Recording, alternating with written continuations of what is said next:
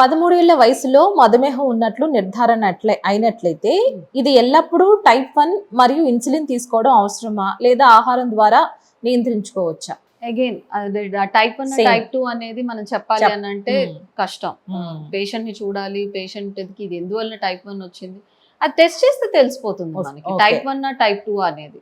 So wait ఎక్కువ ఉన్నాడు బాబు, unhealthy eating habits ఉన్నాయి, ఫిజికల్ యాక్టివిటీ లేదు, ఇట్లాంటివి ఉన్నాయి అని అంటే మేబీ టైప్ 2 అయి ఉండొచ్చు.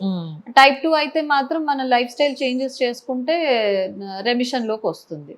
బట్ టైప్ 1 అయితే మాత్రం లైఫ్ లాంగ్ ఇన్సులిన్ తీసుకోవాలి. అది తెలియాలంటే మనం టెస్ట్ చేస్తే తెలుస్తుంది. ఓకే, ఒకళ్ళు అడుగుతున్నారు మ్యామ్, మధుమేహం వల్ల తిన్న తర్వాత త్వరగా అలసిపోతున్నా, త్వరగా నిద్రపోతున్నా అలా అనిపిస్తుందంట. అది సహజమేనా? డెఫినెట్ గా ఎప్పుడైతే షుగర్స్ కంట్రోల్లో ఉండవో మనం తిన్నప్పుడు ఎక్కువ కార్బ్స్ తిన్నప్పుడు లైక్ రైస్ ఎక్కువ తిన్నాము, ఇట్లాంటివి ఎక్కువ తింటే డ్రౌజినెస్ వస్తుంది. అదెందుకు షుగర్ పెరగడం వల్ల. యూజువల్ గా షుగర్ ఎక్కువ ఉన్న వాళ్ళలో ఇది ఒక కామన్ సిమ్టమ్ డ్రౌజినెస్ అనేది. సో అందుకని తిన్న వెంటనే డ్రౌజీ ఫీలింగ్ ఉంటుంది. అందుకే కార్బ్ కంటెంట్ తగ్గించుకొని, రైస్ క్వాంటిటీ తగ్గించుకొని, fibre and protein and otherwise also అంటే హెచ్బిఏవన్సీ ఎంత ఉంది అనేది చెక్ చేసుకోవాలి. హెచ్బిఏవన్సీ ఎక్కువ ఉంది అని అంటే ఏం తిన్న తర్వాత కంపల్సరీ డ్రౌజినెస్ అనేది కామన్ గా చూస్తాం.